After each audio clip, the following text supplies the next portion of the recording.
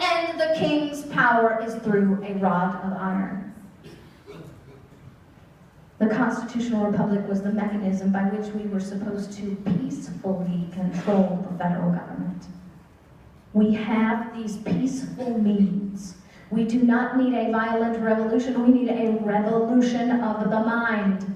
We need the education that inspires us, that gives us the courage to stand and demand and expect that our local and state nullify. By the way, the federal government really isn't objecting to nullification. They just don't want you to do it. I mean, just recently with the Dakota pipeline, a federal court ordered that the pipeline would not stop construction, that ordered that the corporation should be allowed to continue their construction of this pipeline. The Department of Justice, the Department of Interior, and the Army Corps of Engineers issued a statement and said, while we respect the opinion of the court, we will not comply. The federal government said, no, we're having second thoughts. We're going to cease the construction of this pipeline until we can investigate it further. Nullifying a federal court opinion. They just don't want you to nullify because they're the kings and you're the subjects. Life, fortune, sacred honor. That is the price of liberty. Not once every 4 years, not once every 2 years, but every single day. It's what they did for us. It's how they purchased a liberty for us that we shouldn't have to raise a rod of iron to correct. They gave us the greatest gift they could have given anybody of their posterity, the opportunity to self-govern. And yet, because we've become pacified in prosperity, lazy in luxury, we've become complacent and compliant in our comfort. We have decided, nah, not today. Well, you know, I don't really have time for that. I mean, I'm retired. Why should I have to do this now? Oh, we got 3 kids and soccer and school and, you know, the boss is a real bear these days. Here's the problem. Until we refuse to comply with the status quo will never change. That's right. Because we are the government. Stop blaming things on government. There is no such thing as government. Stop blaming things on Congress. There is no such thing as Congress. You have people. You start looking your congressman in the eye and telling him he's a traitor every time he votes against the Constitution. And I don't care what kind of constitutional champion record he claims to have. One vote that destroys your liberty, destroys the liberty of your children.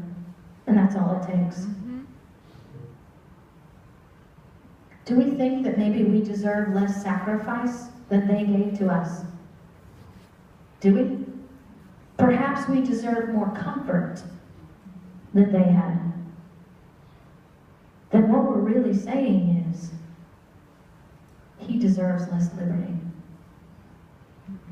Every excuse that we give for not making this change condemns this generation to buy back a gift that we were supposed to give them. And they won't do it at the ballot box.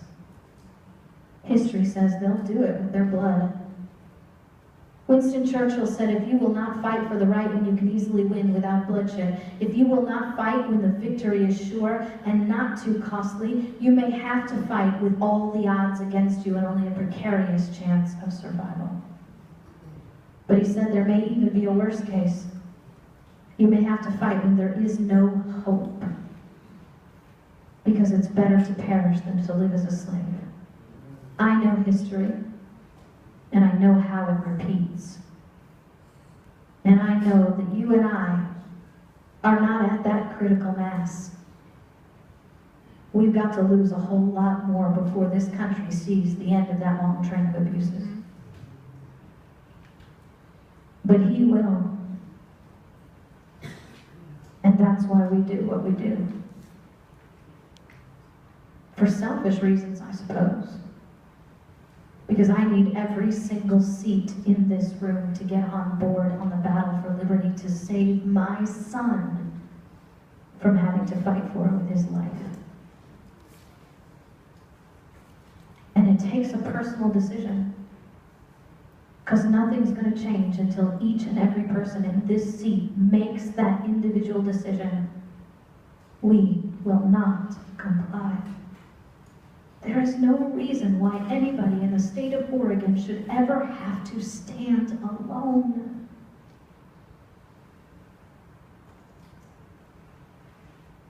When the governor of Boston, of Massachusetts, tried to disarm the town of Charleston, 20,000 men from the ages of 16 to 60 began marching from all over the colonies to defend the people. Because they knew that if one governor can disarm one town, there is no limit to the government's power. They came for my neighbor, but I was too busy. So when they come for you, or him, how many of you can think of at least 3 people who should have been sitting in this class with you today? How many of you would like me to teach a version of this class to your legislators? Yeah.